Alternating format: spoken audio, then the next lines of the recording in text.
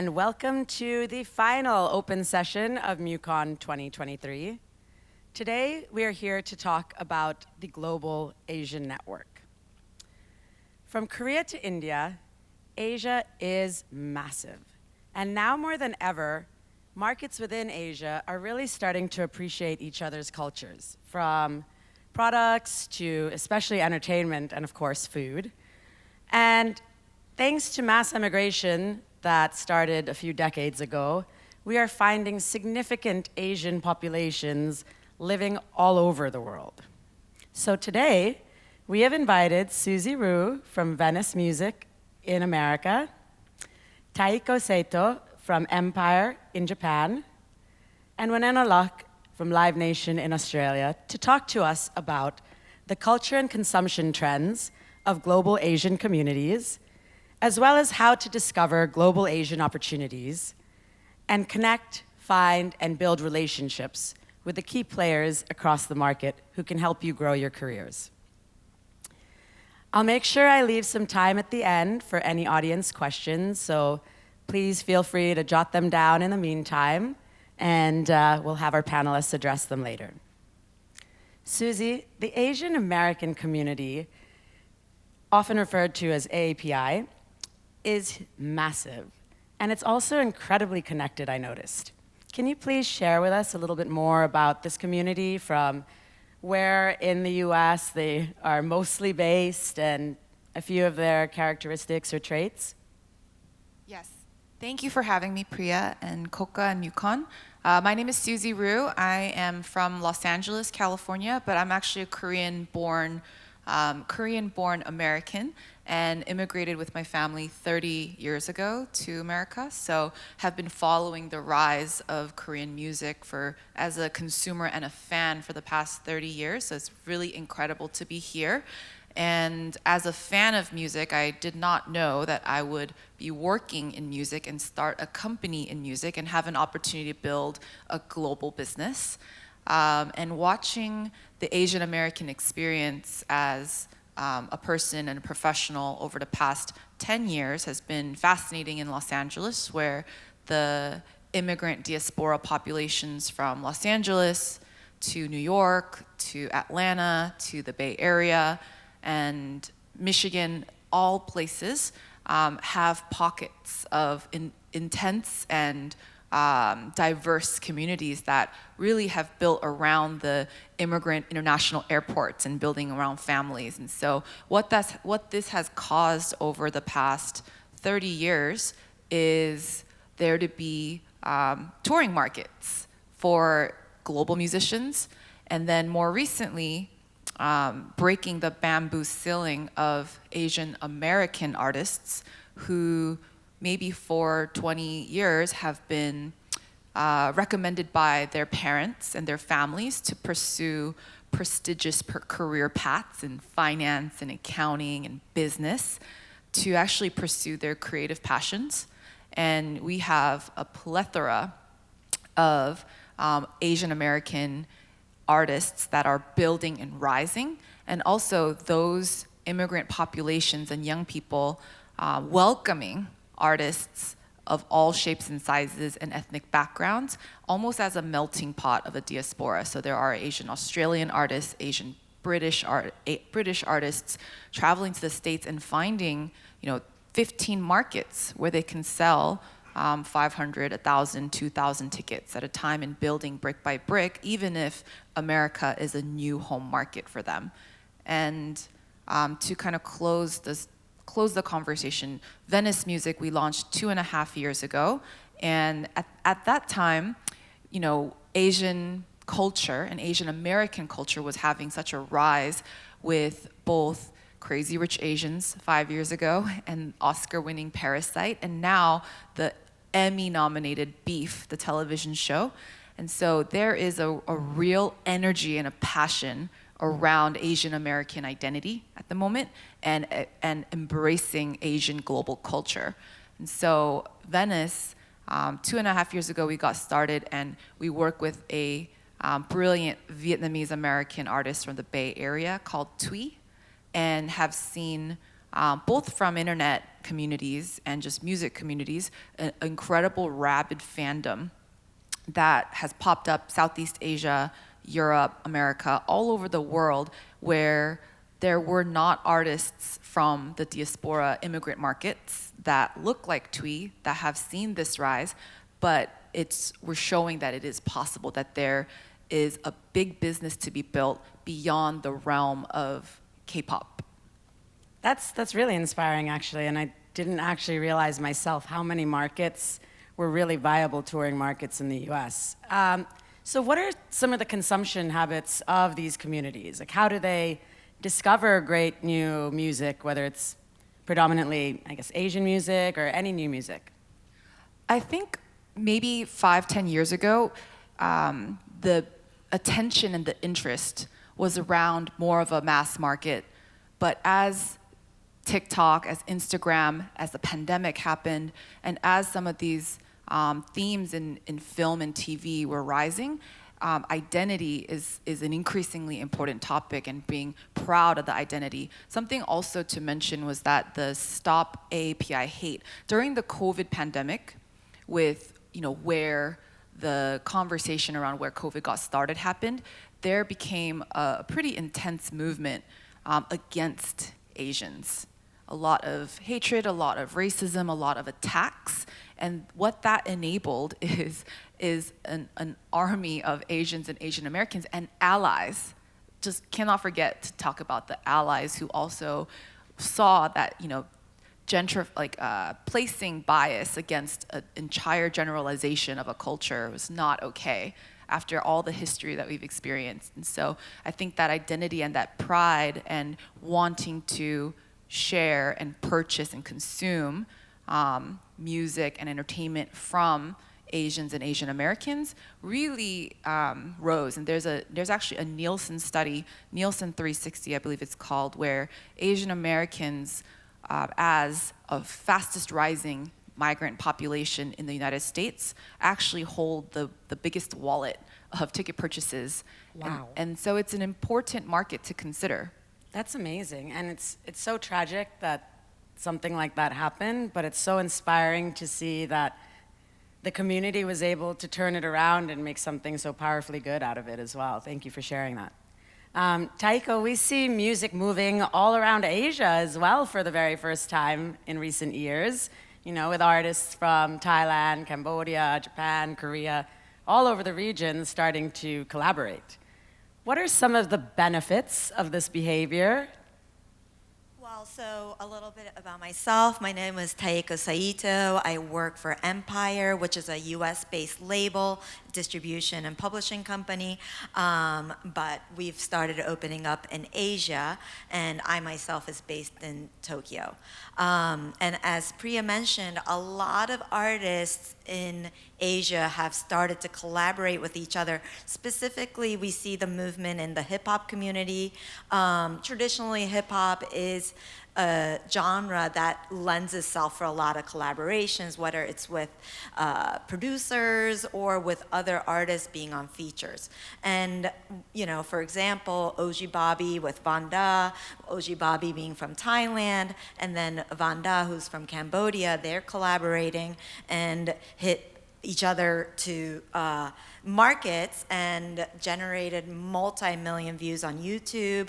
And what it does is it allows them to open up to each other's market, because what traditionally happened in Asia is all these artists are growing within their own territory, but then in order to bridge the gap between the other territories, because of the language barriers and also just the proximity and the network, they don't have that opportunity. And so by collaborating with each other from different countries, it allows them to, build their fan base across the borders.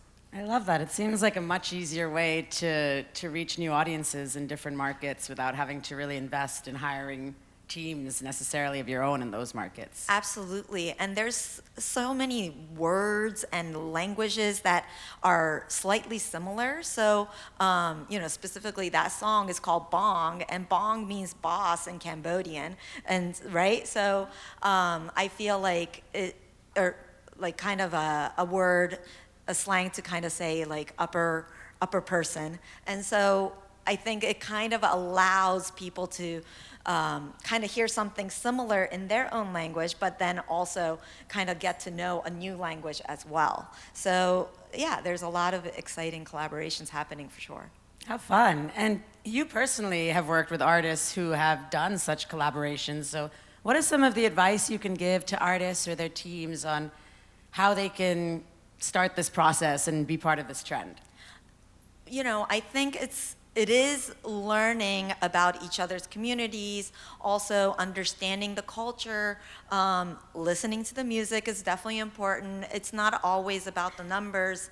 I think obviously with the digital music becoming so popular among Southeast Asia especially, you kind of see the different numbers popping up, but then with the different DSPs locally, it doesn't always match up. So then, you know, you don't always know whether it's the right collaboration.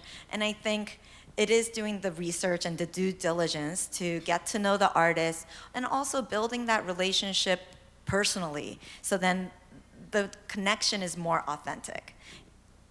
Yeah, that makes a lot of sense. Yeah, that's great. Thank you so much. Wenona, I remember a while back you shared a fascinating statistic about Australia, that about a quarter of Australians are actually Asian Australians. And I'm sure that number has grown significantly since, because I think that was a few years ago. So what are some cultural and consumption trends that you can share with us about the Australian Asian communities? Well, firstly, thanks, Priya, for having me here, and Mukon and Coca.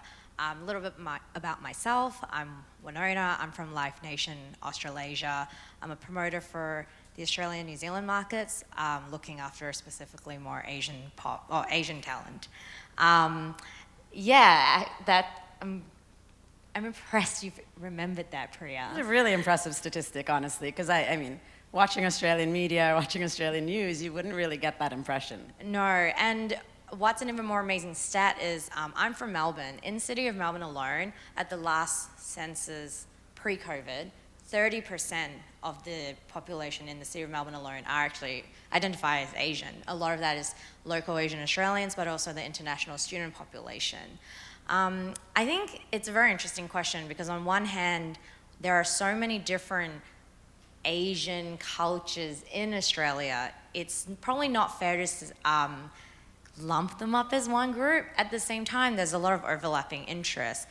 I guess like you can always, there's always things that maybe the Vietnamese Australian community or the Chinese Australian community have more distinct interests, but at the same time, they're also really, Gen Z, immigrant kids, first generation, second generation, and I think overall it's about, there's no one trend, but it's always about how can we speak to them, how do we get them to relate.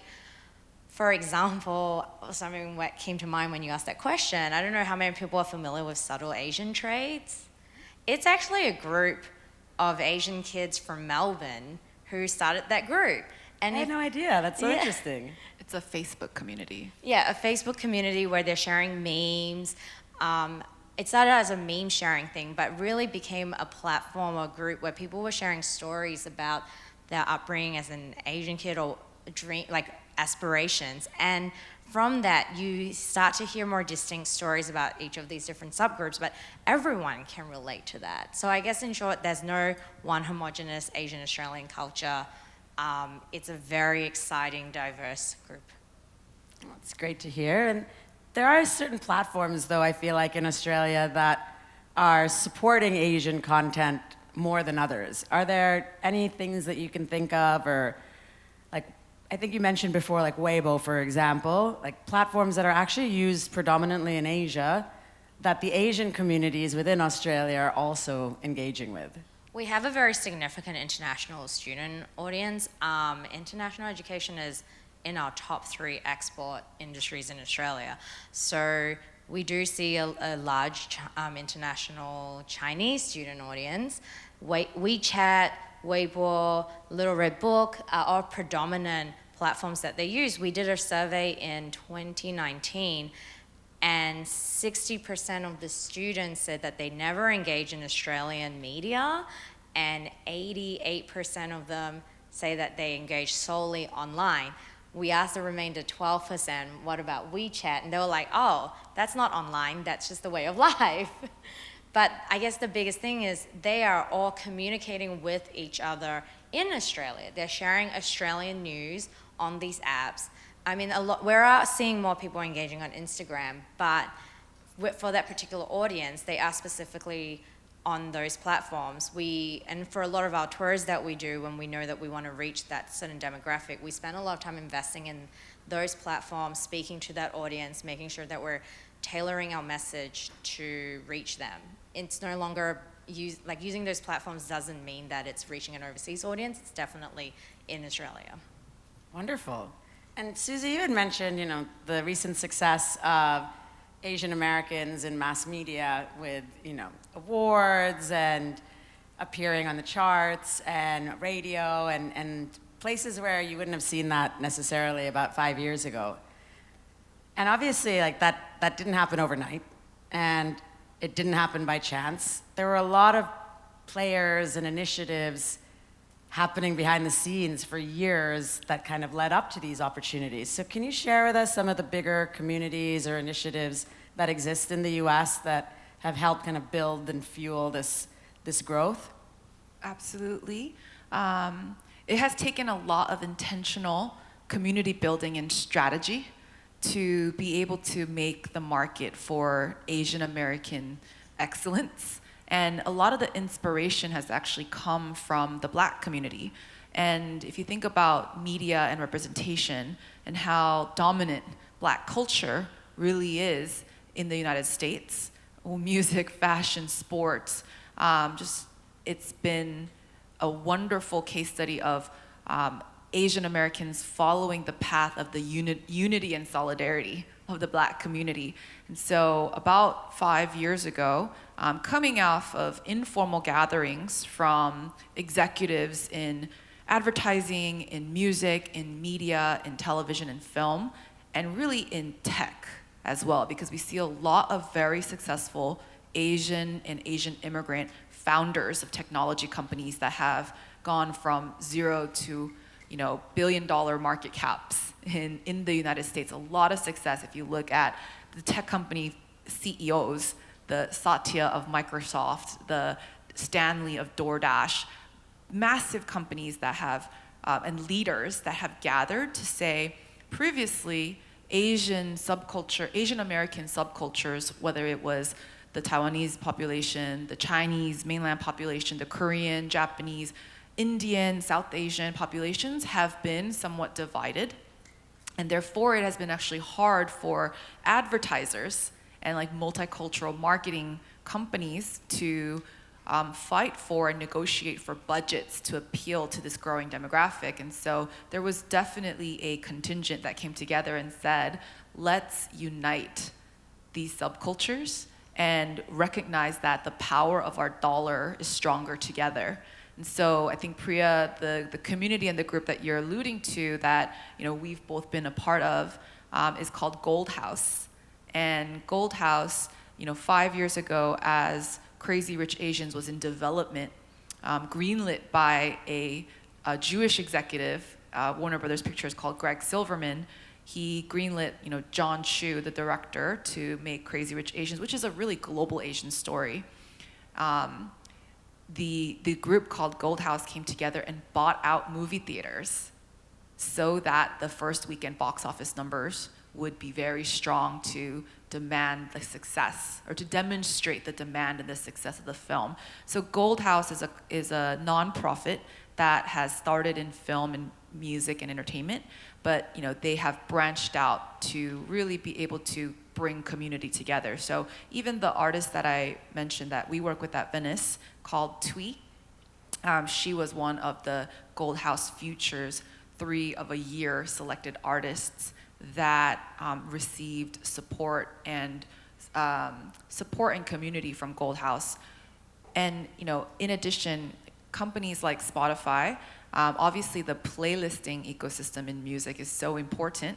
And a couple of years ago, there was a playlist created called Jasmine that really featured the Asian American artists that are coming up. And so there is this demand amongst young Asian Americans from all these different subculture groups to come onto and identify those that look like them. And so Spotify creating this playlist called Jasmine, that's a lot of where the initial dreams of editorial support get started for artists that might not have the mass fan base yet, but need to identify and appeal to the folks that are closest to them, whether it's in their local cultures, their hometowns, their state, and their country.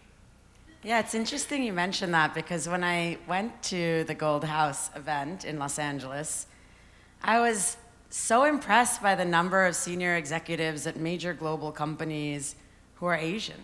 And I was so inspired by their ability to kind of come together and use their new roles and their new power to empower other Asians as well. That said, this is a really tight-knit community. So even like in the beginning as an Asian non-American, I didn't feel like I was exactly part of the community. It took a little bit of time to kind of get in there. So what advice do you have for other Asians who are trying to tap into these communities on how and where they can find them, how to build relationships with key members from these communities? I think it's just all about sharing knowledge and bridging cultures even within cultures. And so, Priya, you have been doing the bridge building work in Southeast Asia for 10 years, and there's a lot of thirst for that information and know-how to find success in another global market, and sharing that out with folks like Gold House or folks that are community organizers and identifying them and messaging them, just like how artists can organically and authentically message one another and build trust, build rapport. I think executives need to be doing the same. When Wenona and I were introduced about a year ago from a Korean American executive who spent time working here in Korea at CJ, but introduced us that we would find mutual commonality and shared passion. And so, we will all find business to do together, because this, the model minority myth of being the underdog in a minority immigrant culture, I think there's a real drive and a desire to combat that and demonstrate that we as a community can be successful and at the top of creative fields. Yeah, that's really amazing. I love that. So Taeko, your role is more Pan-Asia, right? And even your previous role, you sort of had a similar Asian purview. And earlier you mentioned in collaboration hip-hop being a genre that really, it's an easier genre for people to collaborate in, just based on the sound and how it's created. But what are some of the other sort of trends about hip-hop or reasons behind hip-hop? I mean, hip-hop is also one of the most niche genres in a lot of markets across Asia. So something I found really fascinating, actually, is that despite hip-hop being such a tiny genre in markets like Japan or Thailand or Cambodia, right, such a new genre, you have some of the biggest artists from these countries like Awich and F-Hero and Vanda, you mentioned, right? Biggest artists in the countries coming from these genres. So can you talk to us a little bit more about your experience of like how, why? I mean, Awich is such a great example of how she uses this genre to really kind of build up other artists. I think hip-hop, naturally, it's more of a lifestyle than the genre, the sonics itself, right? And I think, obviously, it comes from Black culture, but in a lot of the Asian communities, I think there is a lot of relatable stories behind it. And I do think it is a way to capture the lyrics, the storytelling, and also incorporating traditional sounds from their own countries, and it's a way to showcase a new way of hip hop. And I think it's been exciting that all these artists are kind of starting to recognize and find their own sound within hip hop community, and it's actually being received quite well across the board. And so I think I'm excited to hear what these artists come up with next. And is it typically like the artists that are doing this sort of networking, or is it executives like yourself, or a combination? I think initially artists like F Hero, he's such a champion for this type of movement, and but he's also an executive, so it's both, I guess. And that short answer is. I feel like that genre as well, there's a lot of artists who are also executives, perhaps because as a genre there were not so many labels in existence when they started to do that, right? Yeah, I think traditionally a lot of the labels in Japan and Korea, it's more about the company, and so it wasn't a lot of idol groups and artists that are not necessarily writing their own music. So it's not really their story that they're sharing. But with hip hop, it is their story. And if it's not their story, it's not real. So then I think that's what people are starting to gravitate towards. And it's, the genre is growing quickly across board. Yeah, it seems like it. And I mean, I love what you mentioned as well about hip hop being more of a lifestyle. And I feel like now you see that supported through media across the region, right? Through shows, through online channels, through communities within social media platforms. Do you have any advice on some of the platforms, or can you share some of the platforms that you know of around the region, whether they're television shows or what have you, that have been champions for the hip hop genre? Yeah, I mean, especially in Southeast Asia, a lot of the rap star and like the hip hop shows have been growing. In Japan, one of the biggest channel is the Freestyle Dungeon and all that freestyle battle rap scene as well, which doesn't necessarily cross with the mainstream hip hop as well, but it's a very big market. And there's so much media that is picking up. In Korea, obviously, there's amazing companies like Hip Hop Playa and Hip Hop Ali also doing amazing work and showcasing a lot of artists, not just from Korea, but also across Asia as well. Yeah, I love that. It's actually the 50th anniversary of hip hop this year. Yes, oh my gosh, thanks for bringing that up. Yeah, I've been seeing all kinds of celebrations around that as well, which is another great opportunity for any artist to kind of jump on that as well from the region.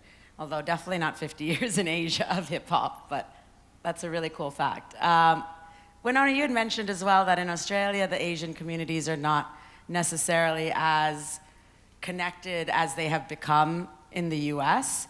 So can you share sort of what the predominant Asian communities within Australia are, and sort of how you mentioned Melbourne, for example. Is there one community that kind of dominates in a certain market?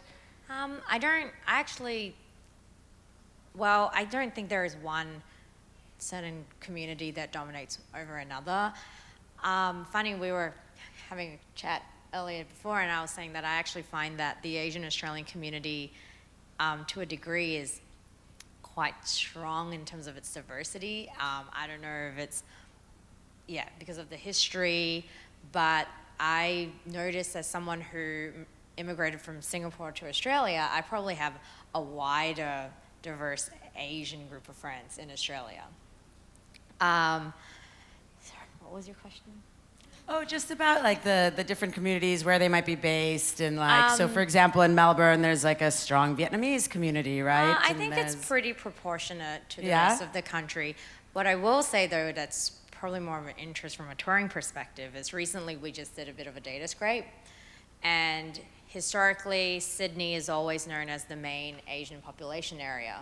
We are seeing, well, first of all, the population of Melbourne is outgrowing Sydney. But from a concert standpoint, from a touring standpoint, we are seeing a bigger audience for Asian talent. And this obviously doesn't include, this is not exclusive to Asian audiences, but just in general, there is more interest, there's more ticket buyers coming to our shows, coming to our Asian shows, and these are pop, hip hop, heritage acts, family acts. I think it kind of goes hand in hand, the population growth, and also as we bring in more diverse content. And actually, you know, for those who may not be as familiar with the market, they may only think of Sydney and Melbourne as viable touring markets. What are a few other markets in Australia that Asian artists could potentially tour in? We've recently seen a lot of success in Auckland, which Ooh, yes. which I've been really excited about. It's, you know, even just Australia. A lot of times people are like, oh, Australia, how big of a market can it be? We recently brought out a Chinese hip hop artist, sold across 4 markets, but we outsold his venues in Asia, like 3 times. Wow, and one of the markets that sold out within the day was Auckland. Likewise, we had a Korean indie act. Auckland was also one of her strongest markets.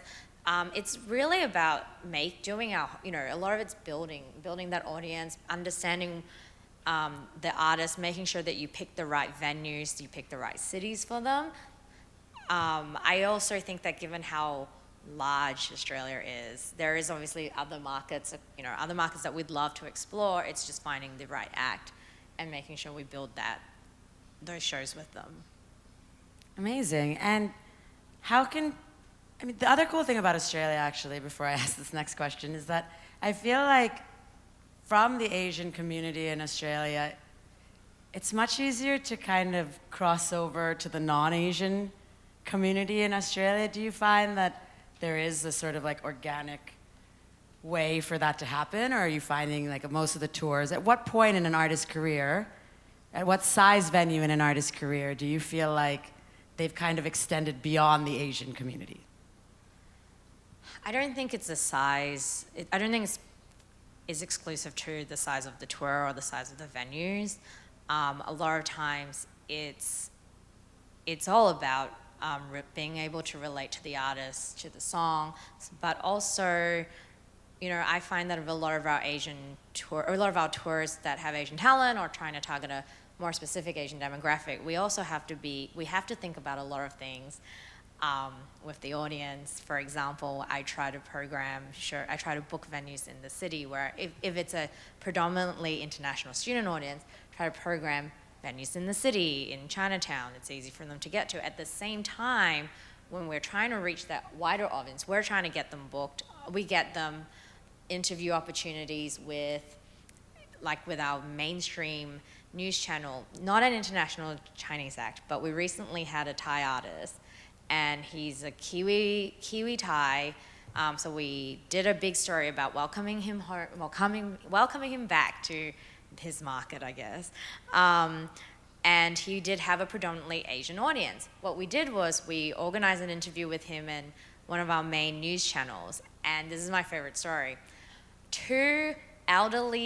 This elderly couple rocked up at the venue. The security guard actually thought they must have been on the guest list because the audience were predominantly young and Asian, and they were Caucasian and a lot older. And it turns out, they were trying to pay. They were trying to buy a ticket, and everyone's like, no, what's your name? What's your name? No, we just want to buy a ticket. They saw that interview and was so impressed that they came along. I think they were like mid-70s, and they were just rocking along to his concert. That's amazing. So I think I guess it's about finding opportunities to build on that. It can go for, and you know, at the same time, we had Stray Kids earlier this year. I think they've broken records for in terms of most ticket sales in an arena for a boy band in Australia. When you walk around the room, there really is not one dominant ethnicity. Group, yeah. You know, and even from that, we've recently just announced the first ever K-pop show in a stadium, which is Twice. We're hosting them at... Wow, congrats. Thank you. But the other more exciting fact is they're the first girl group in a stadium of any genre. Wow, that Australia. is very impressive. You know, that is truly impressive, And it yes. just goes to show it really doesn't matter at this point. Like, music can really, you know, music has no language barriers. And it's just giving these acts, the opportunities, hearing what the audiences want to see. We're constantly seeking feedback, keeping an ear out on what people are saying, because we want to make sure that we're building these opportunities with the community. That's incredible. So how do people from outside of Australia, how do Asians from outside of Australia find and engage with these communities and start to build audiences there? I think it's similar to most countries. It's understanding who your core audience is, but also creating the opportunities for your core fans and core audiences to share about your work. I think it's always important to engage, like especially if you're an Asian act, like if you're a Singaporean act, for example, the Singaporean community will always get behind you. But it's about how do you expand past that? If you're coming to Australia to play for a country-specific event, can you engage with a local Australian artist? Can you work with a local publicist to get your music out? But also, can you create authentic relationships, authentic messaging with those local fans? And it's creating, I guess, building relationships, but on a bigger scale. That makes so much sense. And I think, at the end of the day, like networking, marketing, like these are key themes that keep coming up, whether that's like network even with your fans, right? Like people forget that that's an opportunity there. And social media is powerful. I mean, we saw that during the pandemic. Like that was really the only way that some artists all artists could engage with their fans. And I think one of the things I thought was really impressive was coming out from a lot of Asian artists was just so brilliant with that. And I also think the pandemic played a big part too, the meteoric rise of K-pop, because the output was astronomical. Yeah, absolutely. So Suzy, you mentioned Twee before. I fell in love with Twee after you invited me to see her in Los Angeles. And since then, I've also seen how her career has developed, not just in the US, but also all across Asia, because, a bridge works both ways, right? And I think, Taeko, you mentioned earlier, there has to be a kind of mutual benefit, right? It's not just like, what can you do for me attitude. So can you talk us through a little bit about how Twee built that audience, how she leveraged from, as Wenona mentioned, going from starting within that Asian community, but now her reach is so much larger than that. Yeah, we started working with this brilliant artist called Twee in 2.5 years ago, and we started working with her at 10,000 Instagram followers and 100,000 monthly listeners on Spotify. And so, she was essentially an artist with a hobby. She had a full-time job, but she had a dream, and she had an amazing voice and a really great team around her. She's been releasing music for the past couple of years, but had just managed to find a Vietnamese American woman manager, and then us as her team. So at Venice, we work with independent artists, and in like the celebration of 50 years of hip hop, or the brilliant artist called Prince, who at age 17 demanded the ownership of his masters in publishing from the record label he signed at Warner Brothers Records. We work with independent artists because we believe that with how fast the internet moves and how fast music and culture can spread across global markets, we believe that independent empires can be built. And artists like the hip hop entrepreneurs, the Russell Simmons, the Puff Daddies, the Andre Harrells, my business partner, Troy Carter, is also from that lineage of artists and executives who essentially created and set their own tables and started their own companies so that there could be a pathway. And so I think for Asian artists, for Asian American artists who might not have an opportunity to sign to a record label to receive tens of thousands, hundreds of thousands, or millions of dollars of funding and backing, now all you need is great music, great team, and the power of the internet and consistent creative content that allows you to promote your work. And as an artist, like, you really have to not let go of each song.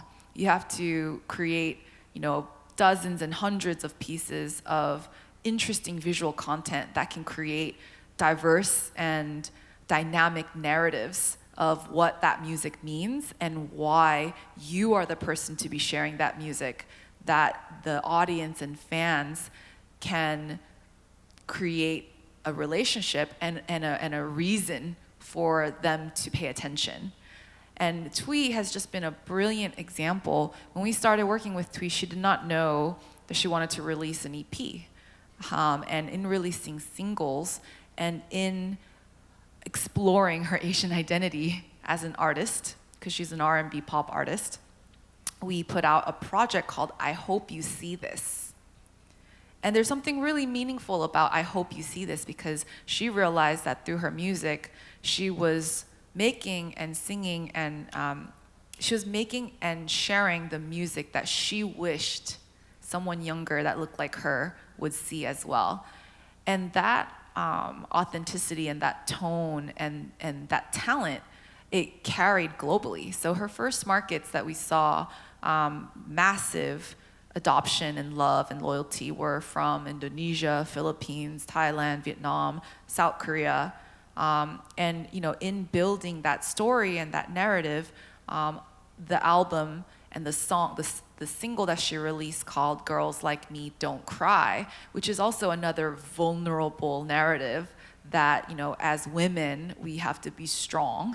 But sometimes we do cry, and we can share that vulnerability. Her sharing that message almost a year ago now carried this global fandom to a point where she's now at more than 250,000 followers on Instagram, but also most importantly, almost 6 million monthly listeners on Spotify.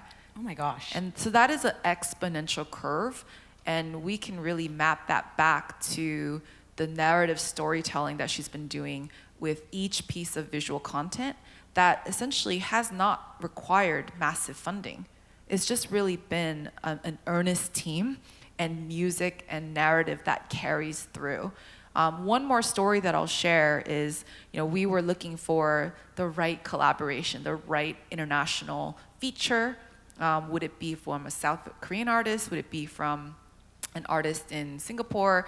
And we were open to that concept. And Twee doesn't really speak Vietnamese, but she is a child of Vietnamese immigrants. And over the internet, she was DMing and met a Vietnamese pop star called Min. And naturally, they just had a really good rapport.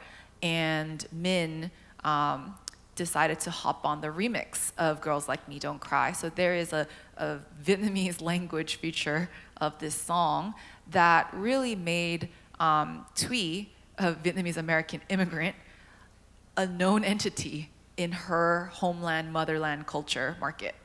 And so even with that, I think her first international festival booking was at the Blake and Alex Charlie sessions in Singapore. I remember that, yeah. And Twee and her team invited Min and her team to fly out to come and perform on stage together that song as it was coming out. Of course, with the labor law restrictions, there was an issue, and so Min couldn't join on stage, but they used that opportunity to film a really cute and fun music video just on the streets of Singapore.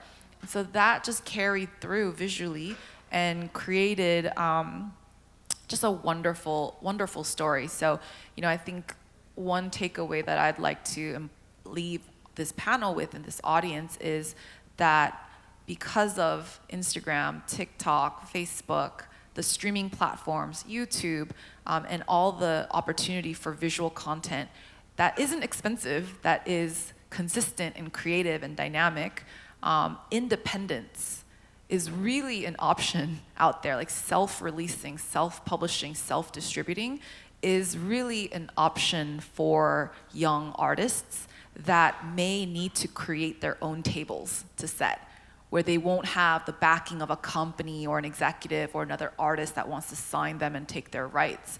And so I think there's a massive, massive opportunity for Asian and Asian American and artists from the Asian immigrant diaspora to find their version of success and change the village around them with, longevity and sustainability as career artists by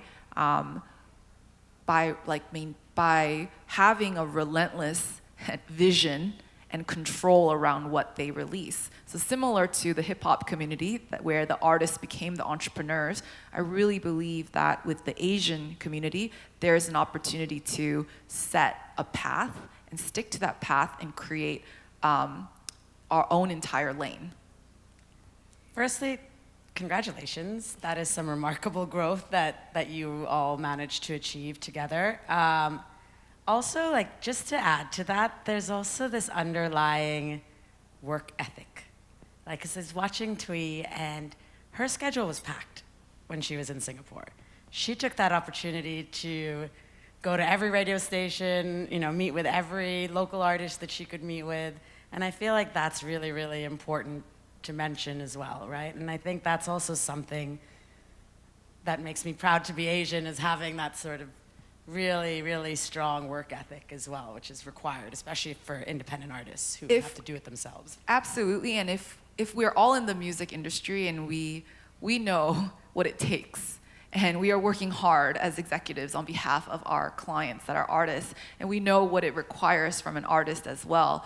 When you have an artist that puts in the work and shows up and delivers, not just on time, but early, and doesn't just meet the expectation, but goes beyond the expectation, whoever is on that team, whether it's management, label distribution, publishing, touring, publicity, creative, styling, all of the people in the village want to work harder on behalf of the success of that artist, because that they see that their work is meaningful and valuable, and the artist reciprocates that. So that has been, thank you for asking that or commenting on it, because that has probably been the thread, the single thread that has carried us. We call ourselves the Tweem, Thuym, and you have all essentially joined the Tweem by hearing this journey. I love that, thank you. I want light sticks and merch now. They're coming. Taeko, I had not visited Japan for years because it was no longer a market that I managed. But this year I've managed to visit 3 times. One actually thanks to your invitation to watch A Witch at Pop Yours. Every time I have gone back, I am just so impressed and excited with how much interest there is, both from Japanese wanting to explore other Asian markets, but also in wanting to discover talent and support talent from other Asian markets. I've worked with artists from Southeast Asia who have appeared on Spotify Japan playlists, and you especially have worked with so many talented artists from Japan and outside of Japan who have, I assume, seen the same sort of trend. Can you share some fun examples with us? I mean, as far as Japan goes, A-Witch obviously also collaborated with OG Bobby in Thailand, and that actually happened because OG Bobby flew to Japan. I forgot for what reason, but he was there, and we went to lunch, and we were like, should we make a song? And we went into the studio the next day. Nino, who's the producer and the label owner, he was there, and he cooked up the beat on the spot at Red Bull Studios, and they took it home. She finished her verse, and they wrote the hook, and they took it home, finished up the song in Thailand, and then they flew us to Bangkok probably 2 weeks later to shoot the video, and then 2 weeks later was Rolling Loud Thailand, so we made sure the song came out right as we did Rolling Loud Thailand. And so it all happened within 30 days, and it was crazy, but it was a lot of fun. And I think that type of quick footwork is really important when we're doing collaborations, because there's so many times that we try to make things happen. As you said, with the industry, as executives, we try to make a lot of things happen, and then for one reason or another, it takes too long for the song to come out, and by the time the song comes out, the momentum is gone. And so that type of quick turnaround is really, really important. And I think now that everything has gone more digital, it allows us to make stuff happen much quicker. Granted, with that said, I do wish that we had a little bit more lead time so that we could have promoted a lot more. But we actually invited Oji Bobby back to Japan, and he actually performed on A-Witch's stage at Pop Yours that you watched. So it's been a very mutual, beneficial relationship, yeah. Yeah, I love that. I mean, and the other thing about Asia is that, it's much easier and more affordable for us to travel around here. And so that's the other reason I was very excited that people are starting to do this more. Yeah, I think, traditionally the music industry always looked up to the United States. And I think a lot of Asian labels and artists, we want to break in America, However, everyone quickly learned it's not easy to break in America, and America's a big market, and there's all these financial investment that's required, and there's already so many big artists, and now people are starting to realize it's like, oh, within Asia there's a lot of numbers to be had, and not only that, it's growing.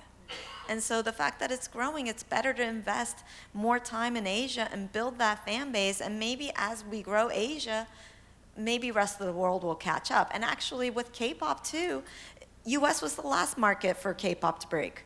So Absolutely. I mean, we heard earlier in the week as well, especially with the data and the marketing conversations, that Asia is now influencing growth in many other global markets, which makes it that much more important to invest in, right?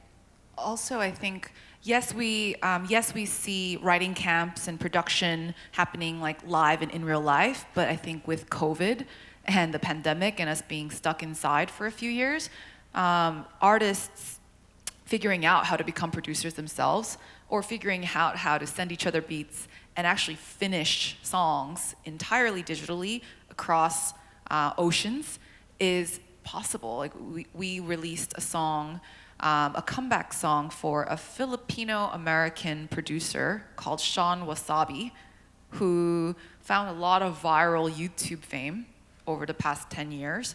And he asked Miyachi, a Japanese-American rapper, but living in Tokyo or living in Japan, to feature.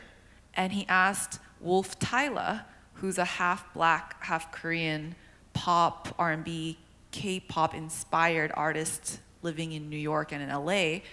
And so the three of them, I don't think they've ever met, but they were able to get this done and have this like very unique sound that is pan-Asian, but Western at the same time.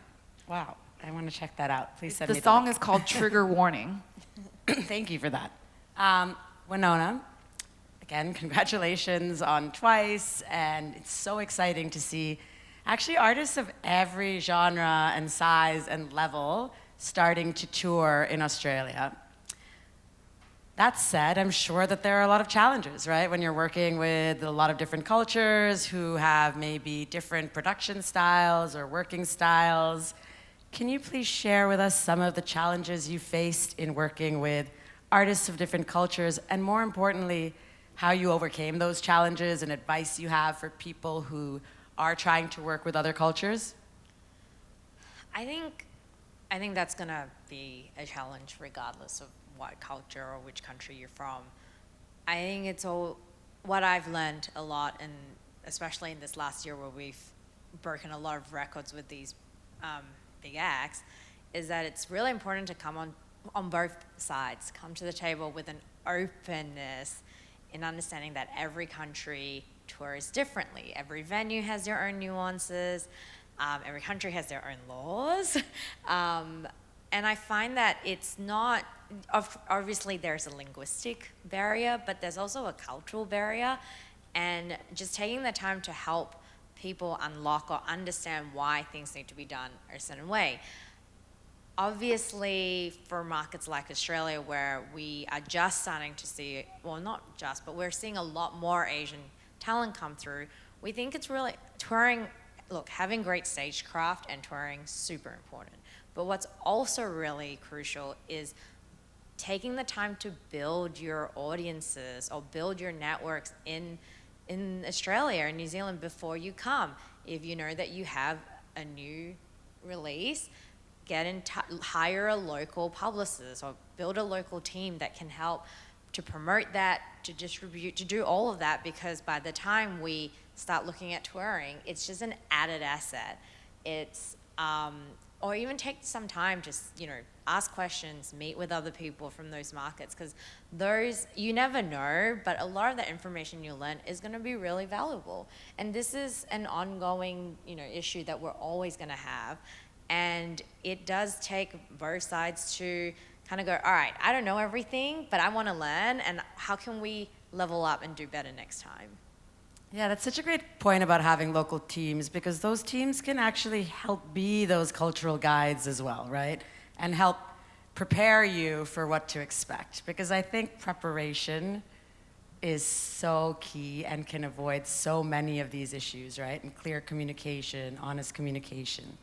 I have so many other questions for all three of you, but I did want to spend some time and save some time for any questions from the audience. So if anybody has any questions, it's been a long 3 days, excuse me. If anybody has any questions, please let us know now. Feel free to raise your hand and somebody will come around with a microphone. Any audience questions? All right. Well, actually, we only have a couple of minutes left, so I would love to end by one major piece of advice each from all three of you. If you had one key takeaway from the opportunities of touring a global network or something that they should really prepare for, what would it be? Suzy, let's start with you. I'm thinking about it, and my one piece of advice would be, if you can, get on the plane and go. And thanks to Priya's invitation and MUCON and Coca, I got on a plane and came here. And I think that that's probably the best place to start, to just kind of immerse culturally and be able to network.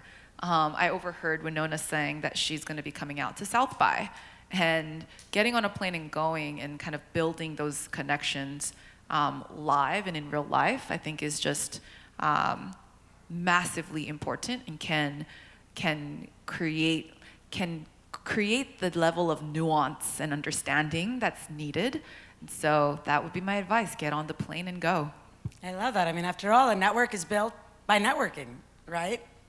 Taeko, over to you. Yeah, no, I agree with you 100%. And I think it is also education, right? Like, I think a lot of what I notice within Asia, a lot of artists aren't educated on how it works, how the music business works. So I think I would definitely learn about how the rights work, with the copyright to the master rights, how the royalty rates, what does it mean to sign with a major versus signing with an independent, what are all the different deals. And after understanding all of that, that's when you can make a really good executive decision on your career. So I definitely suggest that. I love that. One of my favorite phrases is knowledge is power. So thanks for that. Wenona. I think forget the rules. I feel like a lot of people will tell me, oh, this is not how it's done in the music industry, or this is not how it's done in the Asian community. And you know what? There has never been this opportunity, this landscape. We are honestly changing the rules every single day.